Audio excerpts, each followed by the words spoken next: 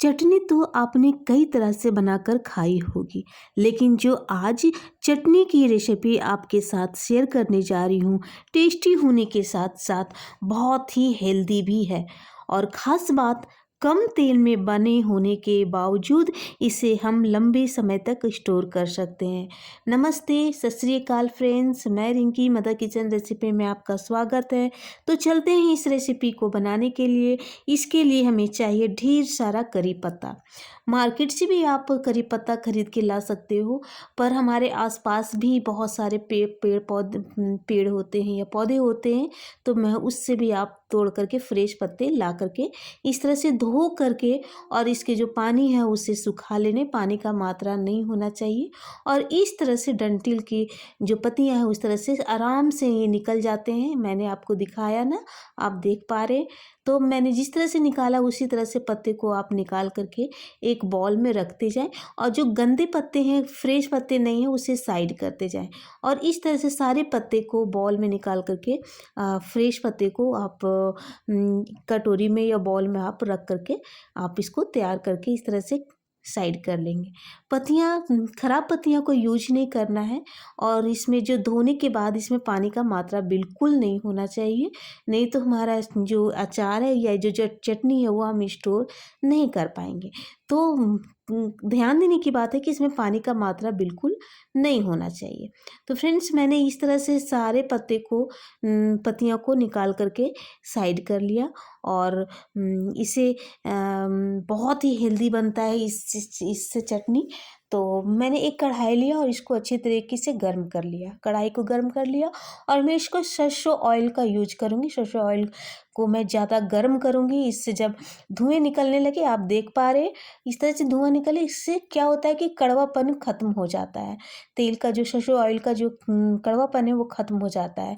तो फिर जब ठंडी हो जाए थोड़ी तेल, तो फिर मैं इसमें जो कड़ी पत्ता को मैंने तोड़ करके निकाला था, जो डंठल से निकाला था, अब इसमें डाल देती हूँ। ऐसे ये कड़ी पत्ता हम हर एक सब्जी या रेसिपी में यूज करते हैं, उसका फ्लेवर बहुत ही अच्छा होता है। पर हम इसके चटनी बना रहे हैं तो इसको भूनना बहुत ज़रूरी है, कड़वापन इसका ख़त्म हो जाए। तो इसलिए इसको अच्छी तरीके से फ्राई करना जब तक ये क्रिस्पी ना हो जाए। आप देख पा रहे हैं इस तरह से हमारे जो कड़ी पत्ता है, कंटिन्यू चलाते जाने से ये हमारा क्रिस्पी बन जाता है, स्विंग हो जाते हैं। उसके बाद मैं इसका गैस का फ्लेम बंद कर देती हूँ और ये जब तक ये ठंडे होते हैं तब तक मैं एक दूसरा बॉल में इसको निकाल करके ठंडे होने के लिए रख देती हूँ। ये देखो हमारी जो बहुत अच्छी खुशबू आ रही है, ये भूनने के बाद कड़ी पत्ता की खुशबू बहुत अच्छी आ रही है, बहुत अच्छी फ्लेवर आ रही है इसकी। तो मैं इसको ठंडा होने के लिए छोड़ देती हूँ। 5 से 10 मिनट के लिए ये बिल्कुल ठंडी हो जाएगी, तब फिर मैं इसको मिक्सर जार में इसको डाल करके पीसूँगी। ये ध्यान देना है कि गर्म ना हो पीसने के टाइम। फिर मैं उसी कढ़ाई में सरसों का ऑयल डालूँगी और गर्म करूँगी। और फिर मैं लगभग 1 कटोरी, छोटी कटोरी से मैं लहसुन छील करके और इसमें डालूँगी और इसको फ्राई करूँगी। ये ध्यान देना है कि जो मसाले हमें ज़्यादा देर लगेंगे पकने में, तो फर्स्ट में हमें उसी को डालना है और जो कम टाइम लगते हैं उसको मैं बाद में धीरे-धीरे डालूँगी। तो ये हमारा लहसुन जो है वो बिल्कुल इसका जो कच्चापन है वो निकल जाए, उतना ही भूनना है। उसके बाद मैंने 15 से 20 मैंने तीखी वाली मिर्च लिया है। और अगर आप तीखा नहीं खाना पसंद करते हो तो आप इसको थोड़े कम भी कर सकते हो। तो इस तरह से मैंने सारे मिर्च को भून लिया और फिर मैंने कश्मीरी लाल मिर्च का भी इसमें इस्तेमाल किया है। इसका फ्लेवर बहुत ही अच्छा आता है, तीखे नहीं होते हैं। और जो तीखी मिर्च है वो मैंने डाल दिया और फिर ये जो कश्मीरी लाल मिर्च है वो मैं तोड़ करके डालती हूँ। बड़ी हैं तो मुझे कढ़ाई में चलाने में दिक्कत होगी, तो आप खड़ा भी डाल सकते हो, इसमें कोई दिक्कत नहीं है। कढ़ाई छोटी है मेरी तो मुझे चलाने में थोड़ी दिक्कत होगी, इसलिए मैंने इसको तोड़ करके बहुत अच्छी खुशबू आ रही है इससे। फिर मैं बीच में जी सारे मसालों को, लहसुन और मिर्च को साइड कर दूँगी और बीच में इसमें जो जीरा है मैं उसको डालूँगी। जीरा की फ्लेवर भी बहुत अच्छी आती है, मसालों में बहुत अच्छी खुशबू आती है, इसकी भी अलग इम्पोर्टेंट है ये जीरा के। फिर मैं उसी कटोरी से मैं आधा कटोरी मैं इसमें सफ़ेद तिल डालूँगी। इसमें फास्फोरस और आयरन और कैल्शियम पाए जाती है, जो पोषक तत्व पाए जाते हैं जो हमारे शरीर को बहुत ही फ़ायदा पहुंचाते हैं। तो इस तरह से हमें धीमे आंच पे सभी सारे मसालों को फ्राई करना है। और फिर उसके बाद मैं इसमें तरबूज के जो बीज है वो मैं डालूँगी। ये भी बहुत ही, इसमें भी कैल्शियम पाए जाते हैं और बहुत ही फ़ायदेमंद और पौष्टिक तत्व पाए जाते हैं जो हमारे शरीर को फ़ायदा पहुंचाते हैं। तो फिर मैं इस तरह से इसको भूनूँगी। ज़्यादा ये मसालों को नहीं भूनना है, तब तक भूनना है जब तक इसकी खुशबू हमारे तक पहुँचे। तो हमारी खुशबू आने लगी, फिर मैं इसमें मूँगफली डालूँगी। बिल्कुल मैंने इसको फ्राई करके रख लिया, भून करके रख लिया था। आप कच्चा भी डाल सकते हो, तो मैंने भून लिया। उसके बाद मैं इसमें लास्ट में इसको डालूँगी। ये हमारी, क्योंकि हमारी ऑलरेडी ये भुना हुआ है, तो मैं इसको भूनूँगी नहीं।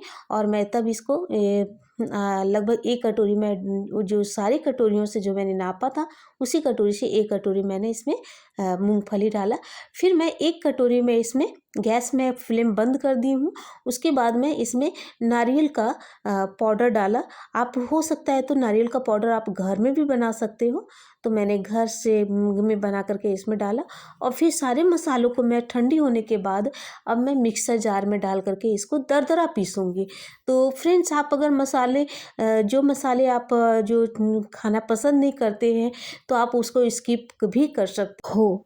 उसके बाद में जो कड़ी पत्ता मैंने फ्राई किया था, अब इसमें डाल देती हूँ। सारे कड़ी पत्ते को ठंडे होने के बाद मैं इस मिक्सर जार में डाल देती हूँ। फिर मैं इसमें नमक डालूँगी। नमक की मात्रा थोड़ा ज़्यादा रखूँगी, क्योंकि हमारा नमक डालने से चटनी कई दिनों तक स्टोर कर सकते हैं। उसके बाद चटनी में मैं आमचूर पाउडर डालूँगी। चटनी ऐसी हो जो चटपटी ना हो, तो अच्छी नहीं लगेगी। तो मैंने इसमें 2 से 3 चम्मच मैंने इसमें आमचूर पाउडर डाल करके और इसको दरदरा पीसूँगी। दरदरा पीस करके इसको कंप्लीट करना है। तो ये देखो फ्रेंड्स, मेरी कंप्लीट हो गई है। बिल्कुल दरदरी है। आप, मैं चम्मच के हेल्प से मैं दिखा रही हूँ इसे। देख लो, ये बिल्कुल दरदरी है। इस तरह से हमारा जो पीस करके इस तरह से सारे मसालों को पीसनी है, बिल्कुल दरदरी होनी चाहिए। आप इसे, आप रोटी चावल के साथ भी सर्व कर सकते हो, डोसा इडली के साथ भी सर्व कर सकते हो। तो ये देख पा रहे हो आप फ्रेंड, कितने प्यारे लग रहे, कितने खुशबूदार लग रही है। तो फ्रेंड्स, मैं यहाँ पे आप लोगों को याद दिला देती हूँ कि अगर यदि आपको मेरी यह रेसिपी अच्छी लगती है, तो कमेंट बॉक्स पर जा कर के कमेंट ज़रूर करें और बेल आइकन को ज़रूर दबाएं, तब ताकि हमें यह पता चले कि मेरी रेसिपी जो है वाकई बहुत अच्छी है। अगर आप यूट्यूब पे देख रहे हो, तो आप मेरे चैनल को प्लीज़ सब्सक्राइब करें। और आप अगर फेसबुक पे देख रहे हो, तो मेरे फेसबुक को ज़रूर फॉलो करो। और उसके बाद में इसमें मैं दूसरे बाउल में इसको ट्रांसफ़र कर देती हूँ। इस तरह से बहुत अच्छी खुशबू आ रही है इसको। आप इसको सफ़र में भी ले जा सकते हो चटनी के रूप में। आप कहीं जा रहे हो सफ़र में, तो आप इसको ले जा कर के आप सर्व कर सकते हो। बहुत ही अच्छी होती है, ये ख़राब नहीं होती है।